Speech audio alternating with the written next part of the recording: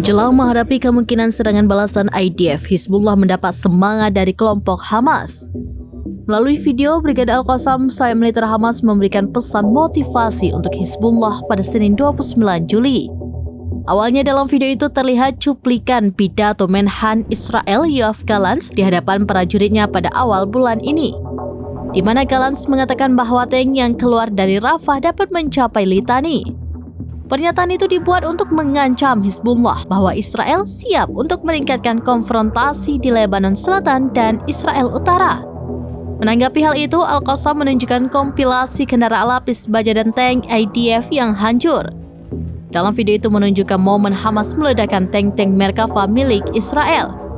Video tersebut memuat montase kendaraan pendudukan Israel dan kendaraan lapis baja yang hancur di kota Rafah, jalur Gaza Selatan, serta adegan-adegan penarikan mundur kendaraan-kendaraan yang hancur dari kota tersebut.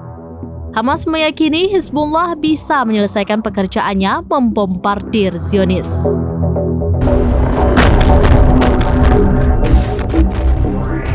הטנק שנמצא כאן ואתם מטפלים בו.